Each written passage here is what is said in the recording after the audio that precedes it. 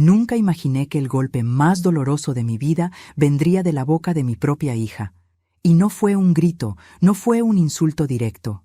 Fue una comparación, fina, afilada, como una navaja que corta sin avisar. Mi suegra lo hizo todo sola, a diferencia de ti. Yo tenía una taza de café en la mano cuando lo dijo. Sentí un temblor tan fuerte que pensé que la porcelana se rompería antes de tocar la mesa. Mi corazón, sin embargo, sí se rompió.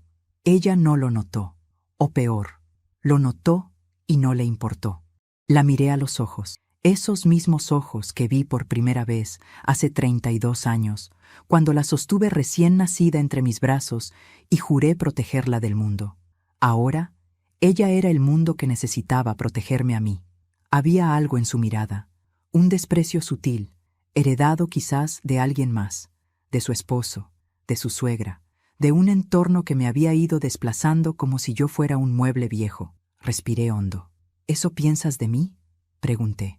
Ella alzó los hombros, con esa indiferencia que duele más que la rabia. Solo digo lo que es. Mira a la mamá de Daniel. Ella nunca pidió nada, nunca necesitó ayuda. Tú siempre estás cansada, siempre te duele algo, siempre te quejas. No terminé de escuchar lo demás. Pero antes de continuar, quiero hacerte una invitación muy especial. Suscríbete al canal y deja tu me gusta. Esto me ayuda a ver que me apoyas y disfrutas de mis historias. Y comenta aquí abajo desde qué ciudad nos estás viendo. Ahora, continuemos. Lo que dije después no fue planeado. Fue una reacción visceral. La última defensa de una madre herida.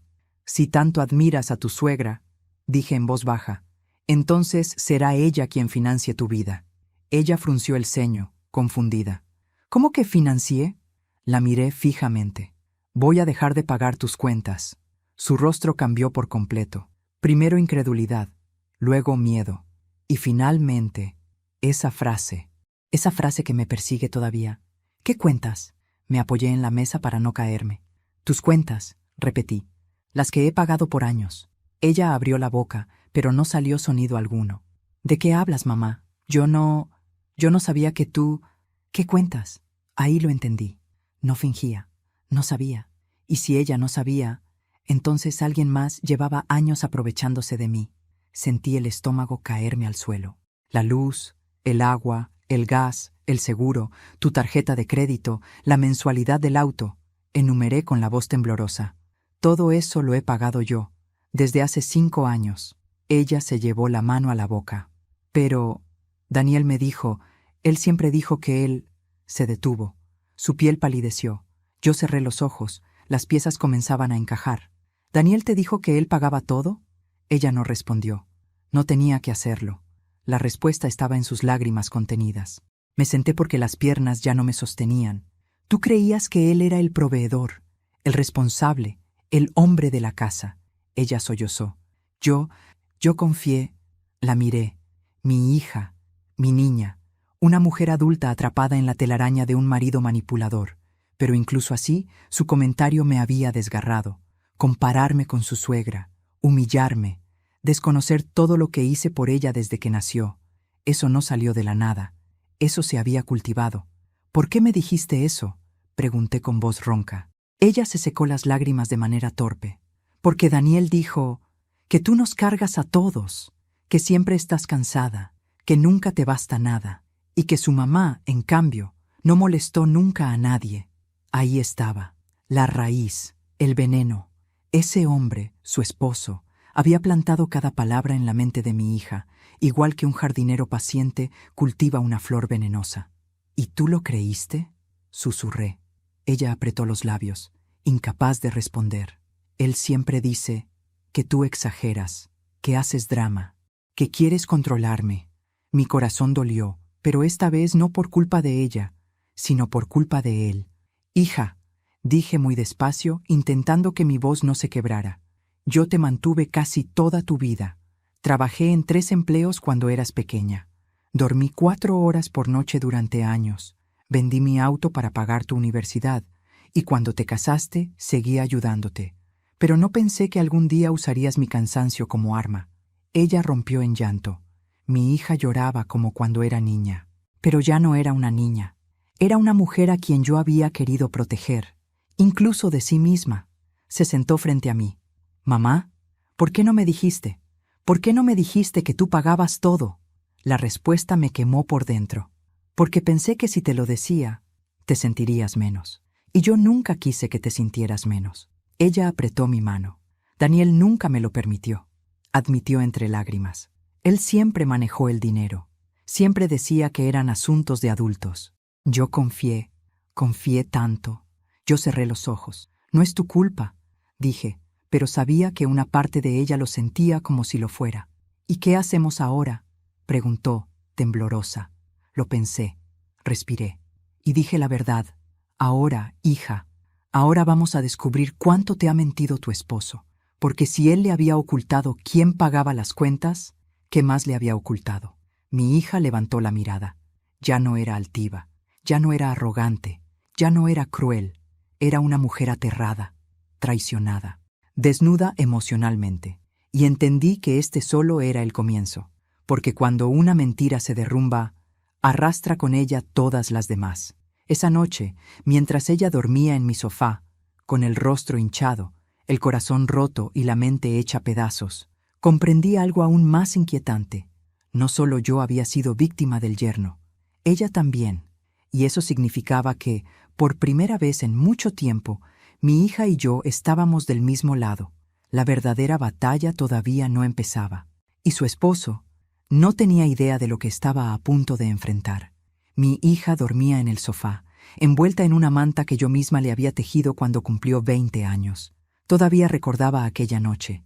Ella estaba emocionada por la universidad, por la libertad, por la vida que se abría ante ella.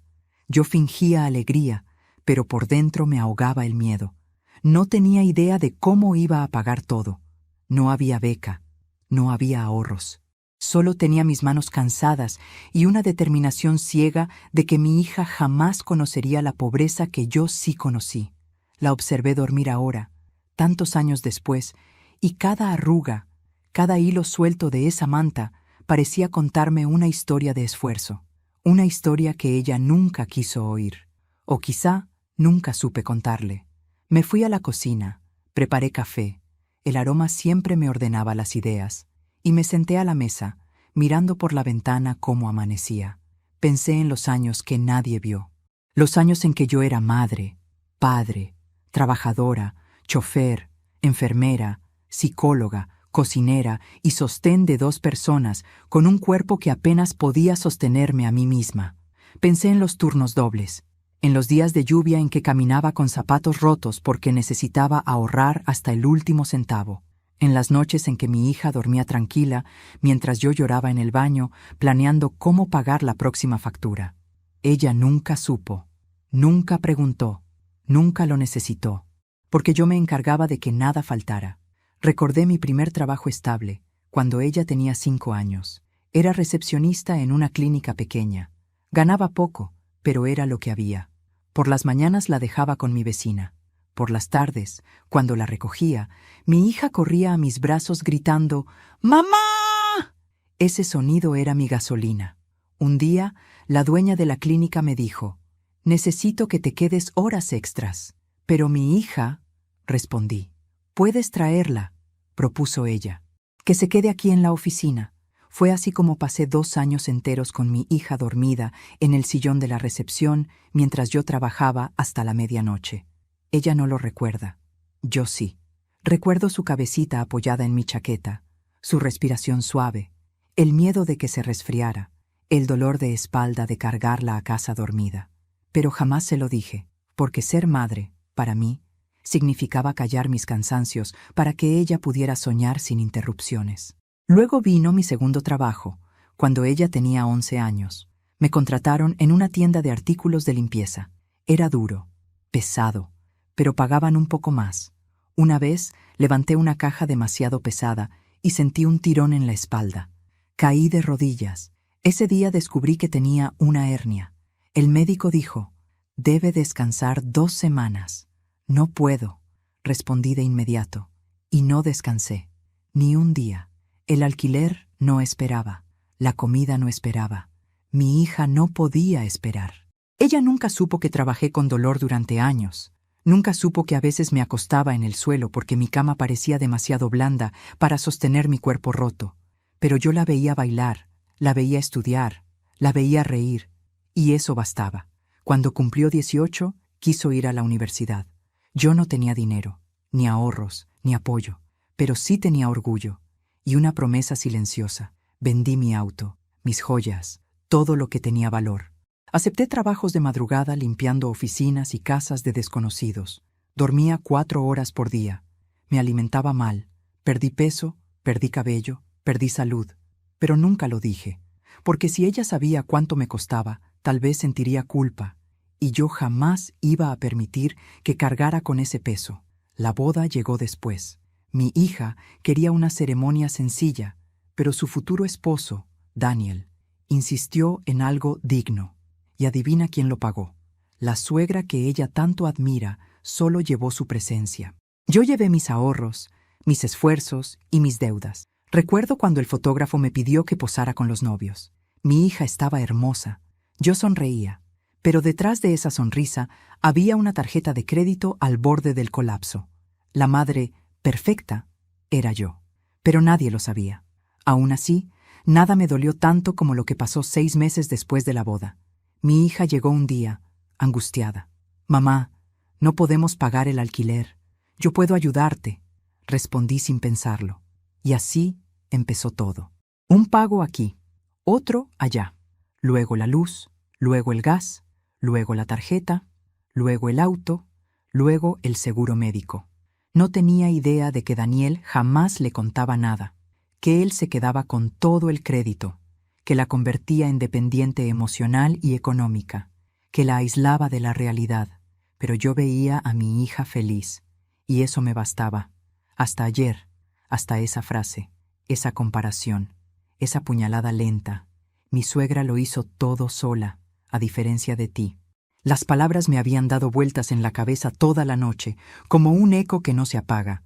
Y ahora, al amanecer, entendí la verdad. No era mi hija quien lo pensaba. Era su esposo quien le había llenado la mente. Él había construido una imagen falsa de mí, un relato en el que yo era una carga, una quejosa, una mujer débil, y ella, sin saber la verdad, lo había repetido como si fuera propio, no por maldad, por manipulación. El sonido de pasos suaves me sacó de mis pensamientos. Mi hija apareció en la puerta de la cocina. Tenía los ojos hinchados y la voz frágil. «Mamá, ¿podemos hablar?» Le serví café. Ella lo sostuvo con ambas manos, temblando. «Lo pensé toda la noche», dijo. «Y hay algo que necesito preguntarte». Asentí, respirando hondo. «¿Qué cosa?» Ella levantó la vista. Sus ojos brillaban con algo que no veía en ella desde adolescente. Vulnerabilidad real. Si tú pagabas todo, siempre. Entonces, ¿cómo es que Daniel tenía tanto dinero? Hubo un silencio espeso. Yo ya lo sabía, pero ella estaba recién empezando a verlo. «Hija», susurré, «es hora de abrir los ojos». Ella tragó saliva. Me miró como si temiera mi respuesta. «Mamá, ¿crees que él me ha mentido más cosas?» Le acaricié la mano, lenta, suave. «Creo que lo que descubrimos ayer es solo el principio». Mi hija respiró hondo. Lo entendió. Por fin lo entendió. Y vi en ella algo diferente. No miedo, no confusión. Furia, la misma que yo llevaba años guardando. Las dos nos miramos. Y sin decirlo, lo supimos. El matrimonio que ella defendía no era más que una estructura construida sobre mentiras. Y ahora, una por una, íbamos a derribarlas. El sonido de la llave girando en la puerta rompió el silencio de la mañana. Mi hija y yo nos miramos al mismo tiempo, como si un frío repentino nos hubiera atravesado. Ella apretó la taza entre sus manos. Yo sentí que el aire se volvía denso, pesado, casi espeso. Daniel había llegado. «¿Mamá?», susurró mi hija temblando. «¿Qué le digo?». Puse mi mano sobre la suya. «Nada. Déjalo hablar primero». Supe, incluso antes de verlo, que él venía preparado. No era un hombre impulsivo, era un calculador, un tejedor de mentiras. Y la noche anterior, cuando su esposa no regresó a casa, debió de haber tejido muchas. Daniel entró en la cocina con la misma sonrisa pulida que usaba con todo el mundo. pero sus ojos lo traicionaban. Estaban tensos, oscuros, vigilantes. «Ah, aquí están», dijo con naturalidad forzada. «Las estuve buscando toda la noche. ¿Qué pasó? Mi amor, ¿por qué no respondiste mis llamadas?» Mi hija bajó la mirada. Quería estar con mi mamá. Necesitaba pensar. Daniel sonrió, pero esa sonrisa era un filo. ¿Pensar en qué? Ella respiró hondo, pero no alcanzó a responder. Él sostuvo su barbilla con firmeza. «¿Qué te dijo tu mamá?» Di un paso adelante. «Daniel, suéltala». Él no me miró. Siguió observando a mi hija, como si tratara de leer sus pensamientos. Finalmente, la soltó con un gesto teatral. «Solo estaba preocupado», dijo.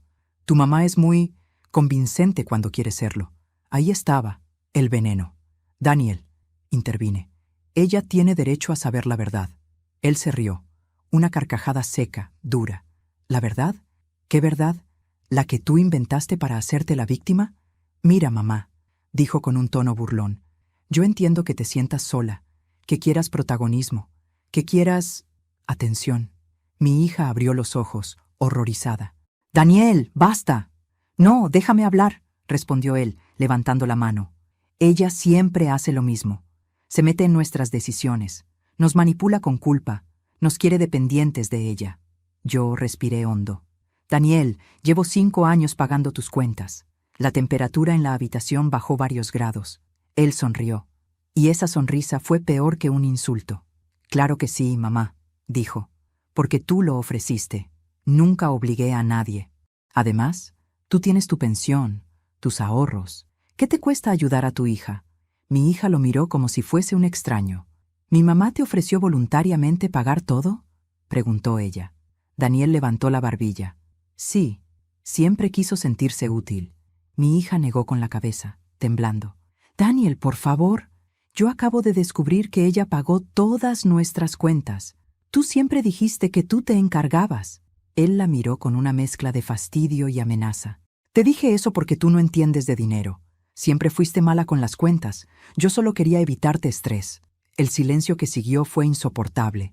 Mi hija lo observó durante varios segundos.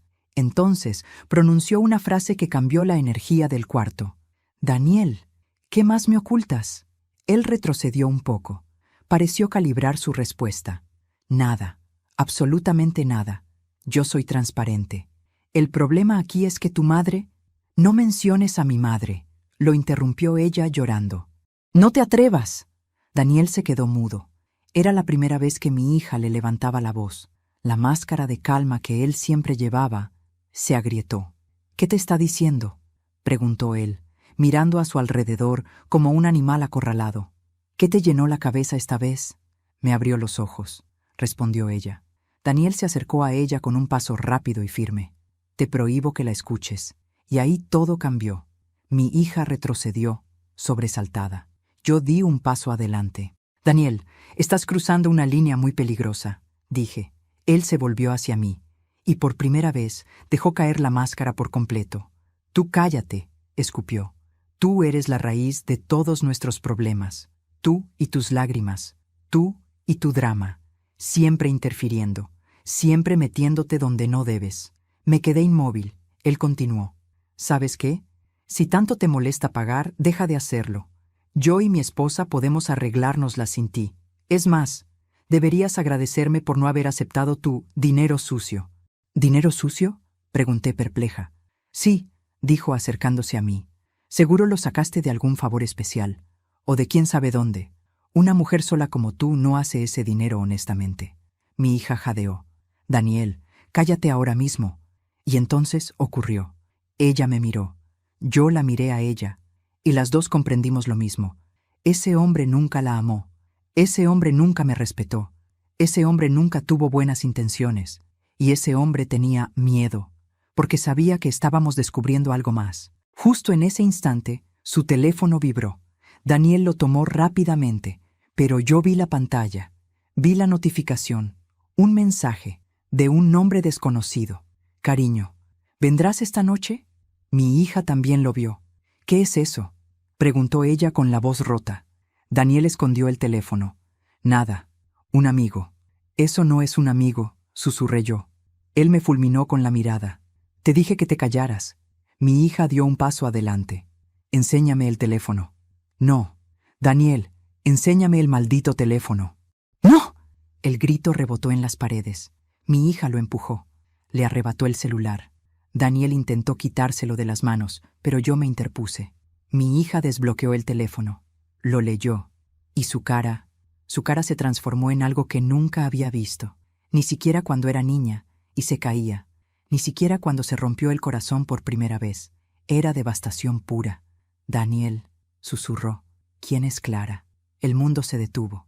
Él tragó saliva. Ella siguió leyendo. Mensajes, fotos, transferencias. Noches de hotel. ¿Usaste el dinero de mi madre para estar con otra? Gritó ella. Daniel abrió la boca, pero no tuvo tiempo de decir nada. Mi hija lo abofeteó, con fuerza. Daniel se quedó helado y murmuró: «No sabes lo que haces». Ella respondió: «Tú tampoco, pero lo vas a aprender». Él salió de la cocina con pasos rápidos. No sabía si iba a huir o a contraatacar. Mi hija se dejó caer en mis brazos, llorando como aquella niña que corría a mí después de un mal sueño. La abracé fuerte. «Hija, esto no ha terminado», susurré. «Pero ahora estamos juntas, y juntas íbamos a descubrir aún más, porque una notificación en ese teléfono no era lo único inquietante. Había algo más. Un detalle que vi cuando Daniel trató de bloquear la pantalla. Algo mucho más grave. Una aplicación bancaria abierta, con movimientos hechos desde mi propia cuenta, sin mi aprobación, sin mi firma. Y mi hija, sin saberlo, murmuró: «Mamá, creo que mi esposo te robó». Y yo respondí, con la voz firme: «No creo». Lo sé. Esa tarde, cuando Daniel salió furioso de la casa golpeando la puerta como si quisiera romperla, supe que por fin tenía espacio para pensar con claridad. Mi hija seguía temblando. No podía dejar de mirar el teléfono que acababa de revisar, como si cada mensaje encontrado fuera una puñalada nueva. «Mamá», susurró ella, «¿de verdad crees que te robó?» No quería responderle impulsivamente. Quería responderle con pruebas. «Voy a verlo ahora mismo», dije mientras me levantaba. «Necesito comprobarlo por mí misma». Ella intentó seguirme, pero la detuve. «No, hija. Necesito hacer esto sola. Tú, respira. Tómate tu tiempo. Has recibido demasiados golpes hoy». Ella asintió, abrazándose a sí misma como si tratara de mantenerse entera. Entré en mi cuarto, cerré la puerta y encendí mi computadora. Mis manos temblaban, no por miedo, sino por una mezcla de rabia y anticipación. Abrí mi banca en línea, ingresé mis claves. La pantalla tardó unos segundos en cargar, pero cuando lo hizo, mi corazón dio un vuelco. Había movimientos que no reconocía, transferencias, retiros, pagos automáticos configurados desde hacía meses, todos hechos a una cuenta cuyo nombre no aparecía completo, solo un fragmento. D.S.R. Daniel Samuel Rivera. El mismo nombre que tenía grabado en su alianza de boda. Cerré los ojos, respiré profundo y empecé a revisar uno por uno. Mientras más revisaba, menos podía creerlo. «Hijo de», murmuré en voz baja. Había transferencias de cantidades pequeñas, $80, 120, 200, luego otras más grandes, 600, 950, hasta una de $1,200, y no eran recientes. Llevaba haciéndolo casi un año, a veces varias veces al mes. Mi hija no sabía, yo tampoco, pero él sí. Y no solo eso, muchas de esas transacciones coincidían con fechas de hotel, cenas, regalos caros, viajes breves que ahora, con los mensajes de Clara, tenían una explicación demasiado clara.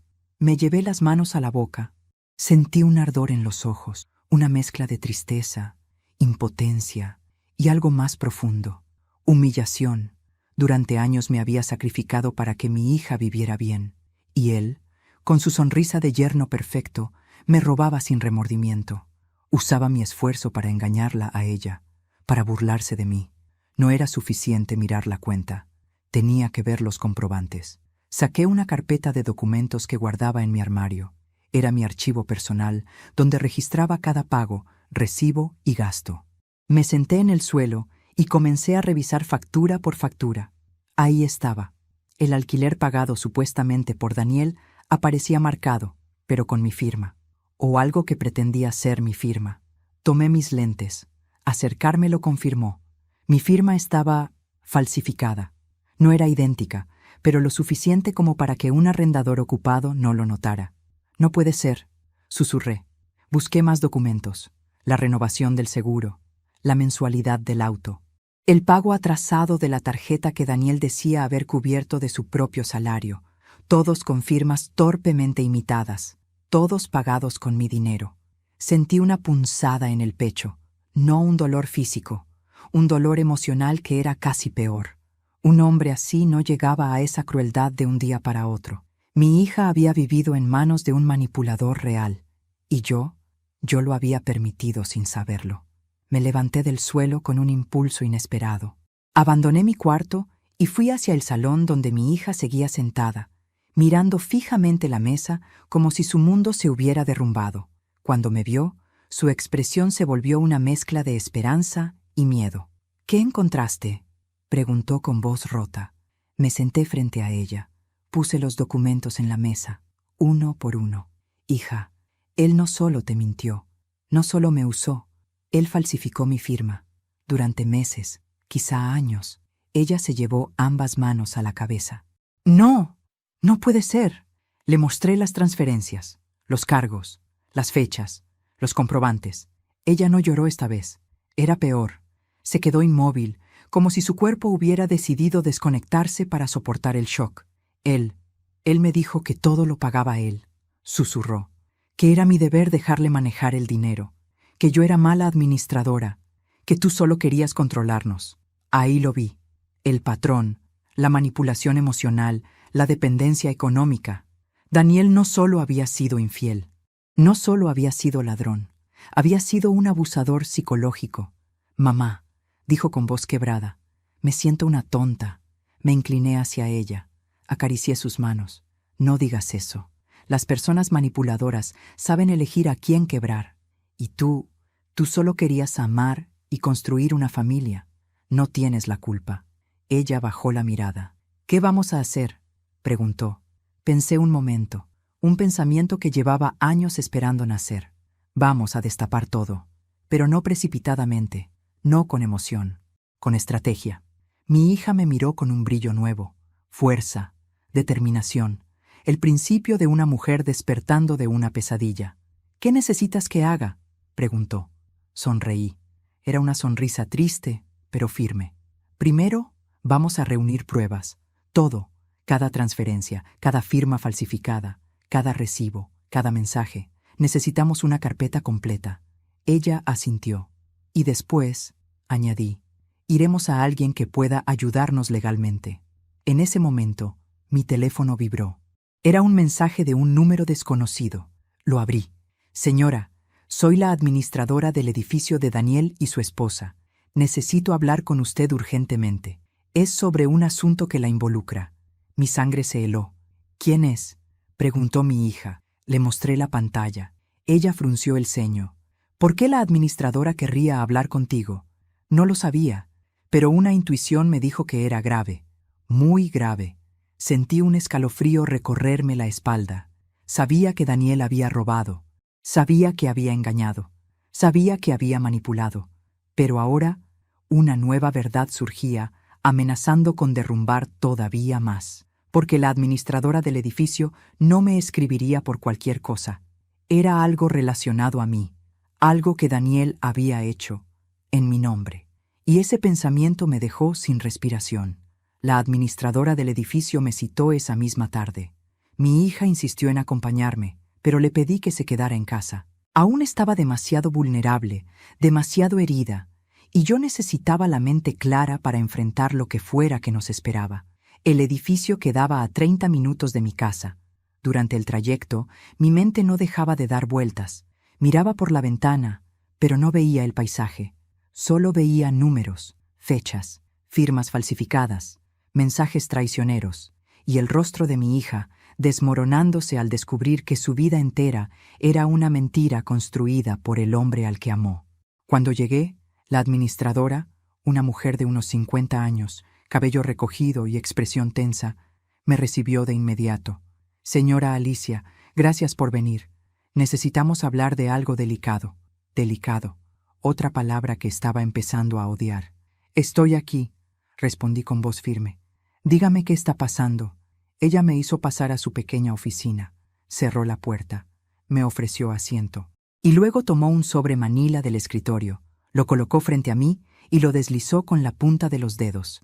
Esto pertenece a usted, dijo. Abrí el sobre. Lo primero que vi fue mi nombre. Mi nombre escrito en mayúsculas, impreso, con dirección completa. ¿Esto qué es? Ella respiró hondo. Hace 3 meses, su yerno vino a la administración. Dijo que usted estaba haciendo un trámite importante y necesitaba actualizar su información financiera. Nos entregó estos documentos, supuestamente firmados por usted. Sentí el corazón subirme a la garganta. ¿Documentos de qué tipo? Ella tragó saliva. Autorización para cargar gastos del edificio a su cuenta bancaria y un permiso para usar su información como garante económico en caso de deuda. El mundo se volvió borroso. No podía estar escuchando eso. No podía. Tomé los papeles con manos que temblaban. Ahí estaba mi firma.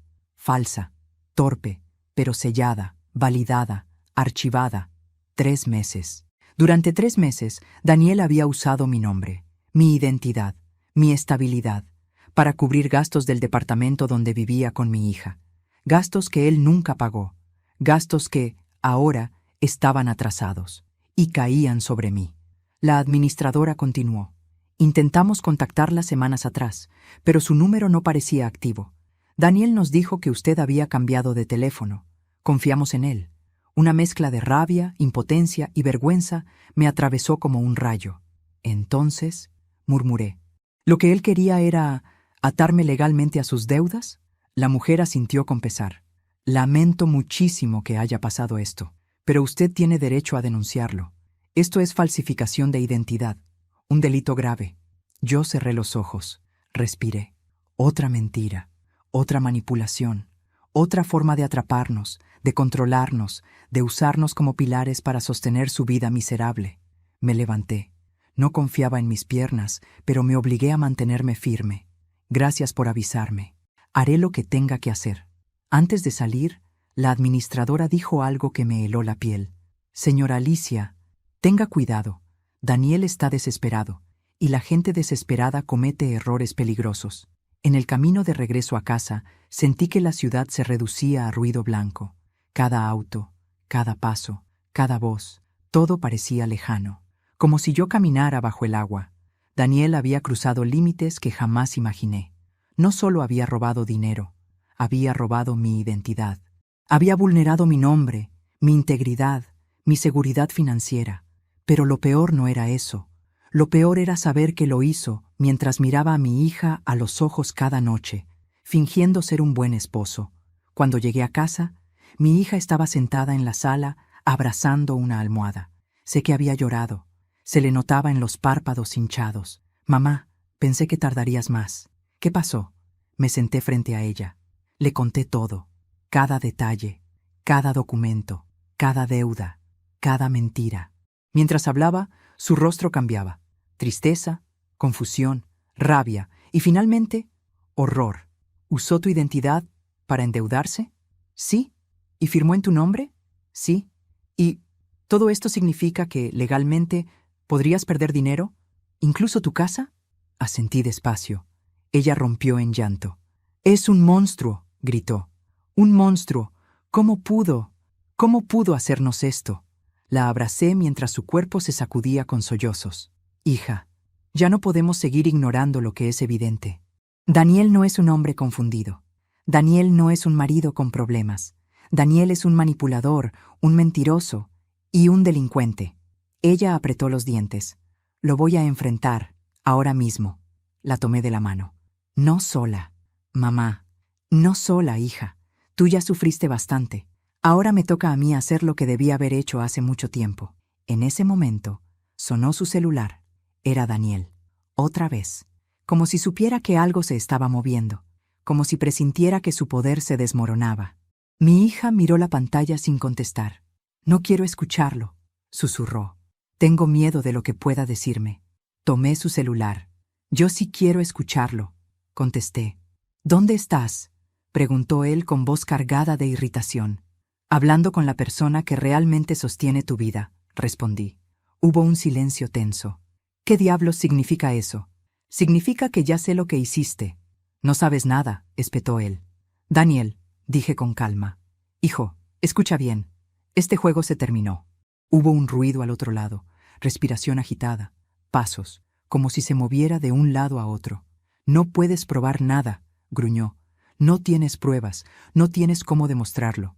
Sonreí, no porque fuera gracioso, sino porque, por primera vez, él tenía miedo. Las tengo, Daniel, todas, y mañana estarán en manos de un abogado. ¿Qué? ¿No puedes? Antes de continuar, dije de pronto mirando a mi hija, dime aquí en los comentarios qué te está pareciendo esta historia hasta ahora y qué harías tú en su lugar. No te vayas del video, porque lo que viene a continuación te pondrá la piel de gallina. Mi hija me miró como si no reconociera a la mujer frente a ella.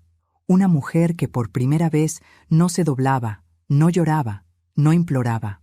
Una mujer que luchaba. Volví al teléfono. Daniel, escúchame con atención. Esta vez serás tú quien tenga que rendir cuentas. No yo, no mi hija, tú. Hubo un silencio largo, y entonces él dijo algo que me heló la sangre. No tienes idea de lo que estás desatando, Alicia. Y colgó. Mi hija me miró, aterrada. Mamá, ¿qué quiso decir con eso? Respiré hondo, porque yo sí tenía una idea, o al menos una sospecha, y era peor de lo que ambas imaginábamos. Esa noche casi no dormí. Mi hija tampoco. Nos quedamos en silencio, cada una en su habitación, escuchando los ruidos de la casa, el viento golpeando la ventana, los pensamientos martillando la mente con fuerza. Daniel no volvió a llamar, y eso, irónicamente, nos inquietaba más. A las 7 de la mañana, escuché pasos en la cocina. Encontré a mi hija mirando su taza de café sin tomarla, con la mirada perdida. No quiero seguir viviendo con miedo, dijo sin mirarme. No quiero que él siga controlando mi vida. Me senté a su lado. Ya no puede controlarte. No ahora que lo sabemos todo. Ella negó con la cabeza. No, mamá, aún no sabemos todo. Me quedé en silencio. Tenía razón. Daniel había insinuado algo, algo que él sabía y nosotros no, algo que guardaba como arma final. Y yo necesitaba descubrirlo antes de que pudiera usarlo en nuestra contra. Vamos a revisar los documentos otra vez, propuse. Pero esta vez no nos enfocamos solo en las transferencias. Abrimos correos antiguos, mensajes guardados, fotografías, conversaciones archivadas. Mi hija conocía su celular de punta a punta, pero la noche anterior no estaba en condiciones de verlo todo. Mamá, mira esto, susurró de pronto. Era un correo, de hace un año. Venía de una clínica privada. Asunto, confirmación de consulta. Fertilidad masculina. Mi hija frunció el ceño. ¿Fertilidad masculina? ¿Por qué Daniel habría...? Abrimos el contenido del mensaje. Decía, estimado señor Rivera, estos son los resultados de su análisis de fertilidad. Según el estudio, el nivel es sumamente bajo y la posibilidad de concebir de forma natural es extremadamente reducida. Mi hija llevó una mano a la boca. Pero, mamá, yo estuve embarazada hace 8 meses. La sangre se me heló. ¿Qué dices? Ella comenzó a llorar. Perdí ese bebé. ¿Recuerdas? Claro que recordaba. La sostuve durante 2 días. La abracé mientras lloraba. Pensé que había sido un accidente, algo natural. Pero ahora, ¿qué estás diciendo, hija? Ella negó con la cabeza una y otra vez, como si quisiera convencerse de que estaba equivocada. Si Daniel no podía tener hijos, mamá, entonces, sus lágrimas cayeron sobre la mesa. Yo sentí los ojos arderme, como si una aguja caliente me atravesara la garganta. ¿Estás diciendo que él sabía que no podía darte hijos?, murmuré. Ella respiró hondo, como si el aire doliera. Él siempre me decía que yo debía cuidarme más, que probablemente yo tenía problemas de fertilidad, que seguro mi cuerpo no funcionaba. Me hacía sentir defectuosa. Se quebró. Pero él ya sabía. Mamá, él ya lo sabía. Y ahí lo entendí todo. Él la culpaba por algo, que él mismo no era capaz de hacer. Típico de un manipulador. Típico de alguien que necesita mantener a la otra persona rota para controlarla. Respiré profundo. Hija, ese embarazo que perdiste. Quizá ella alzó la vista, horrorizada. ¿Crees que...? No quería decirlo, pero la verdad estaba ahí, apretando, exigiendo salir. ¿Crees que él sabía que ese bebé no era suyo? Ella se quedó petrificada. Mamá, no sé. No, yo nunca le fui infiel. Su voz se quebró en 1000 pedazos. La abracé con fuerza. Lo sé, mi amor. Pero él no quería un bebé. No quería reconocer que era infértil. Y si ese embarazo seguía, la verdad saldría a la luz. Ella se quedó en silencio largo rato. Luego pronunció la frase que yo temía. ¿Y si él provocó la pérdida? Me aparté lentamente. Miré sus ojos llenos de miedo. Los míos también temblaban. ¿Alguna vez te dio algo antes de que empezaras a sentirte mal? ¿Alguna bebida? ¿Alguna medicina? ¿Alguna comida que él preparara? Ella frunció el ceño, revisando sus recuerdos. Sí, susurró. Me preparó un té esa noche. Yo tenía náuseas desde días antes, y él me dijo que podría calmarme. Sentí un escalofrío subir por mi columna. ¿Ese té te sabía normal? Ella negó. Me supo extraño, amargo, pero él insistió en que lo tomara. Dijo que era una mezcla natural. Apreté su mano. Hija, no puedo afirmarlo, pero tampoco puedo descartar nada. Ella rompió en llanto otra vez. Mamá, me casé con un monstruo, gritó. Le di mi vida, y él, la sostuve mientras temblaba. No estás sola, no más, y esta vez vamos a llegar hasta el fondo de todo, hasta el último rincón oscuro donde él haya escondido su maldad. Mientras la abrazaba, mi teléfono vibró. Lo tomé. Un mensaje, de un número desconocido. Soy Clara. Necesito hablar con usted. Es urgente. Él me está buscando. Mi corazón latió más rápido. ¿Quién es?, preguntó mi hija. Le mostré el mensaje. Su rostro palideció. Mamá, él está buscando a esa mujer. ¿Por qué? ¿Qué le hizo? ¿Qué es lo que ella sabe? Me acerqué a la ventana y miré hacia la calle. No porque esperara verlo, sino porque sentí una presencia, un peligro cercano, algo que se movía en las sombras del futuro inmediato. Él está acorralado, dije con voz baja. Y los hombres así se vuelven más peligrosos cuando están perdiendo. Mi hija me abrazó desde atrás. ¿Qué hacemos ahora? Tomé aire. Ahora, hija, vamos a escuchar a la mujer que podría tener la última pieza del rompecabezas. Porque Clara no era solo una amante. Se notaba por su mensaje. Ella era una víctima. O quizás una cómplice que se había vuelto un estorbo. Y lo que sabía, podía cambiarlo todo. Clara aceptó reunirse con nosotras esa misma tarde. Insistió en que fuera en un lugar público, lejos del edificio donde vivía mi hija. Tenía miedo, y ese miedo decía más que cualquier palabra. Elegimos una cafetería tranquila, cerca de un parque. Llegamos temprano. Mi hija estaba nerviosa, jugueteando con la servilleta como si quisiera deshacerla en pedacitos. ¿Crees que nos dirá la verdad?, preguntó. Creo que ya está cansada de mentiras, respondí. A los pocos minutos, una mujer joven entró. Tenía unos 30 y tantos, ojeras profundas y un temblor casi invisible en las manos. Cuando nos vio, reconoció de inmediato a mi hija. Bajó la mirada, avergonzada. «Soy yo, Clara», dijo con voz baja. Mi hija no habló. No podía. Yo asentí con serenidad. «Gracias por venir», le dije. Nos sentamos. Clara pidió un vaso de agua y apenas lo tocó. «Antes de que digan algo», comenzó ella, mirando a mi hija. «Lo siento. No voy a justificar lo que hice. Sé que lo que tuve con él fue un error, pero yo tampoco sabía en qué tipo de hombre estaba metida, hasta que fue demasiado tarde». Mi hija tragó saliva. «Dime la verdad», dijo con voz rota. «¿Cuánto tiempo llevaban?». Clara cerró los ojos. 3 años. Mi hija apretó los labios. No lloró. No dijo nada. No tenía lágrimas suficientes para tanto dolor. «Pero eso no es lo peor», continuó Clara con un hilo de voz. «Lo peor es lo que Daniel estaba planeando». La cafetería parecía volverse más silenciosa. Hasta los cubiertos parecieron dejar de sonar. «¿Qué estaba planeando?», pregunté. Clara dudó. Miró a su alrededor. Bajó la voz aún más. «Él quería quedarse con la casa de usted. La suya», me dijo directamente. Sentí un golpe seco en el pecho. «¿Con mi casa?». «Sí. Lo había mencionado varias veces». Decía que su hija y usted no sabían administrar dinero, que él tomaba mejores decisiones, que merecía vivir en un lugar seguro sin tener que trabajar toda su vida. Mi hija abrió los ojos, atónita. ¿Pero cómo? Esa casa está a nombre de mi mamá. Clara asintió. Y por eso necesitaba algo más, algo que facilitara el proceso. Él me lo contó cuando pensó que yo estaba de su lado. Se inclinó hacia adelante. Quería que usted, señora Alicia, pareciera incapaz de manejar sus finanzas. ¿Incapaz?, susurré. Quería que pareciera que estaba perdiendo la memoria, que estaba confundida, que no recordaba pagos, fechas, decisiones, que era una carga. Mi hija se tapó la boca con ambas manos. Eso coincide con lo que él me decía, dijo entre sollozos. Siempre me insinuaba que tú estabas olvidando cosas, que estabas desorientada. Yo no quería creerlo, mamá, lo juro, pero él siempre lo decía con tanta calma. Clara asintió.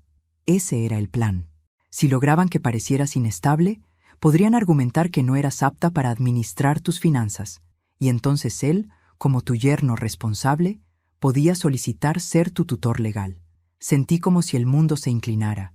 Tutor legal, mi casa, mi dinero, mi identidad, todo habría sido firmado por él. Pero eso es imposible, murmuré. No, dijo Clara con firmeza, no es imposible. Y él ya tenía parte del camino avanzado. Usó su firma falsificada varias veces. Le decía a la administradora que usted estaba confundida. Y hace un mes comenzó a buscar abogados. Mi hija me miró horrorizada. Mamá, él quería tomar tu vida entera. Clara respiró hondo. No solo eso, quería dejarme a mí a cargo de cuidarte mientras él y tu hija vivían contigo. Si lograba sacarte legalmente de la propiedad, nos quedamos en silencio. Un silencio pesado, casi irrespirable. Yo cerré los ojos un instante. Visualicé cada gesto, cada comentario, cada insinuación que Daniel había hecho a lo largo de los años, y comprendí la magnitud de su maldad. No era solo un infiel, no solo un ladrón, no solo un manipulador, era un depredador social, un hombre sin conciencia, un hombre que veía personas como recursos, que veía hogares como oportunidades, que veía mujeres como instrumentos. Lo abrí los ojos. ¿Por qué nos estás contando esto?, pregunté. Clara entrelazó las manos, cuyo temblor ya no intentaba ocultar. Porque él también me amenazó. Cuando le dije que quería terminar todo, que no quería seguir, se puso violento. Me dijo que me destruiría, que yo era irrelevante, que podía hacerme parecer chantajista, loca o peor. Mi hija tragó saliva. ¿Qué más te dijo? Clara respiró profundamente, y esta vez fue como si soltara un secreto que llevaba años enterrado.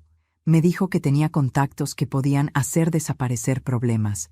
No sé si era verdad, o si solo quería intimidarme, pero después de ver lo que les hizo a ustedes, yo le creo capaz de todo. Me quedé helada. Mi hija tomó mi mano bajo la mesa. Su agarre era fuerte, firme.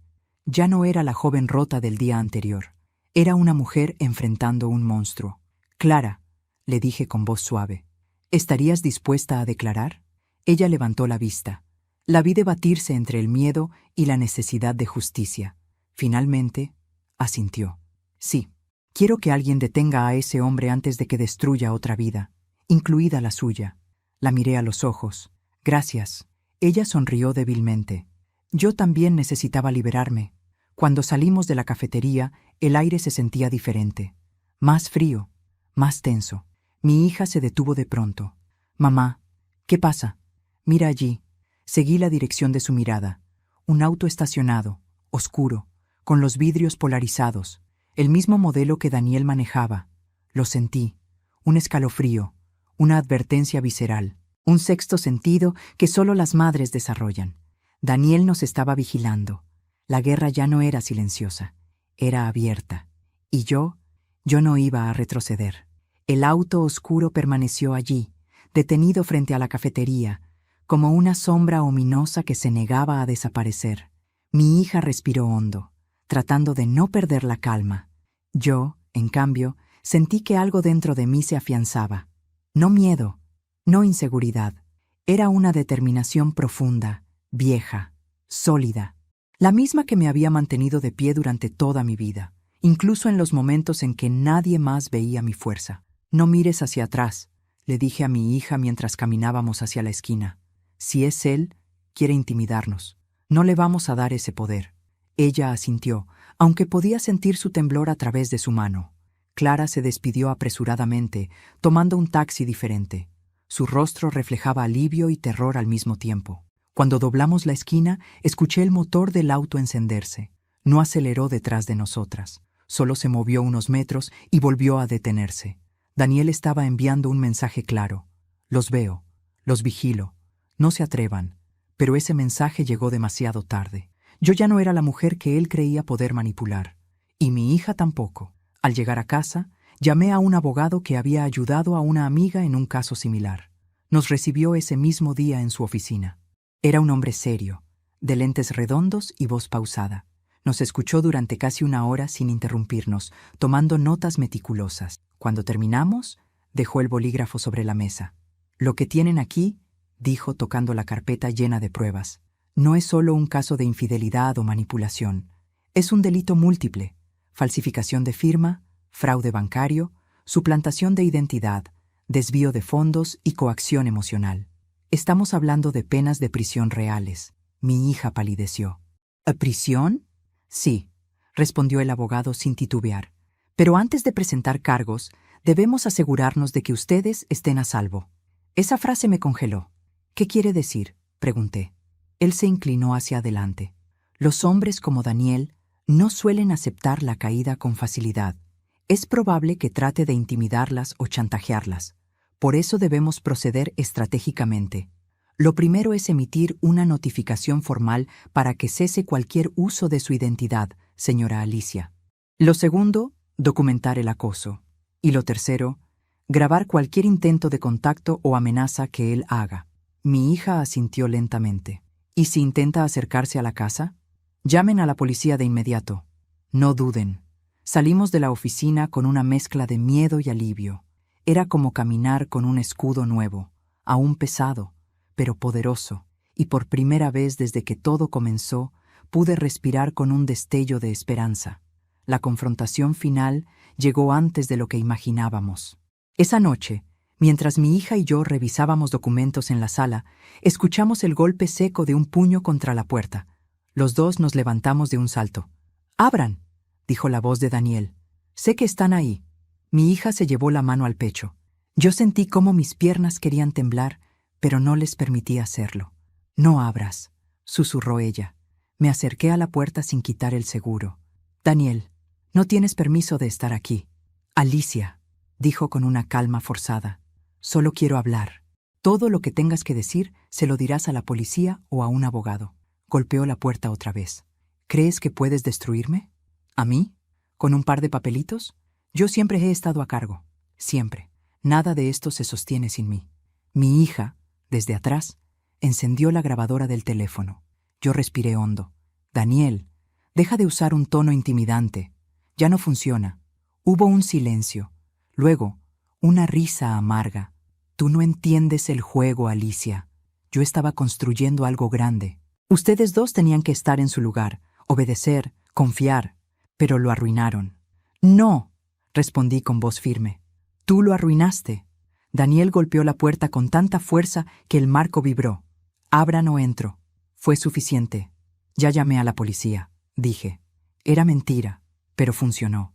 Escuché cómo daba un paso atrás, cómo respiraba agitadamente, cómo entendía que el control se le escapaba. «Esto no termina aquí», escupió. «Créeme». Y entonces se fue. Su auto arrancó con un chillido de llantas. Mi hija comenzó a llorar en silencio. La abracé. «Se terminó, hija. Ya no tiene poder». La policía llegó 20 minutos después. Tomaron la declaración. Revisaron la puerta. Nos dijeron que, con la denuncia formal, podían emitir una orden de restricción. El abogado, al día siguiente, presentó los cargos, y en cuestión de horas, Daniel desapareció. Del edificio, de la ciudad, de todas las cuentas que revisamos. Pero no escapó. La policía lo encontró 3 días después, escondido en un motel barato de una ciudad cercana, con dinero en efectivo y documentos falsos. Las noticias se esparcieron. Clara declaró. La administradora declaró. Los bancos confirmaron la falsificación de firmas. El castillo de mentiras que Daniel había construido durante años se derrumbó en una semana. Mi hija y yo fuimos llamadas al tribunal solo para confirmar datos. Él no nos miró. No pudo. Ya no tenía nada que ofrecernos, nada que decirnos, nada que exigir. Él era pequeño. Por primera vez en su vida, pequeño. Hoy, meses después, escribo estas palabras desde la sala de mi casa, donde el sol entra por la ventana iluminando a mi hija, que prepara su currículum para buscar trabajo en un ambiente sano. Ha vuelto a sonreír. Y yo he vuelto a respirar.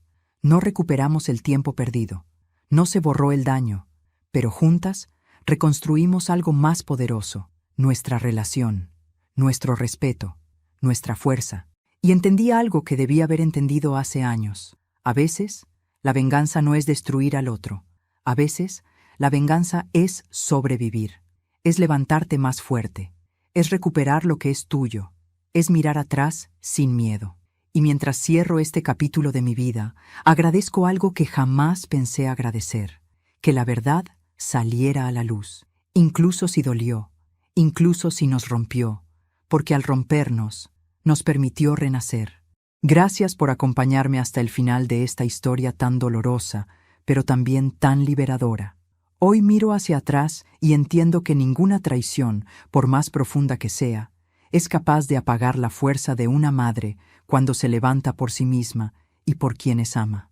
Recuperé mi voz, recuperé mi dignidad y recuperé a mi hija.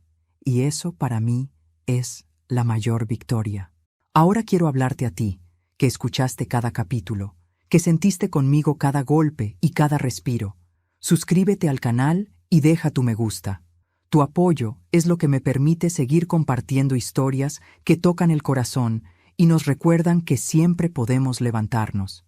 Y cuéntame en los comentarios, ¿desde qué ciudad nos estás viendo? ¿Qué te hizo sentir esta historia? ¿Qué habrías hecho tú en mi lugar? Me encanta leerlos. Tu opinión es muy importante para mí.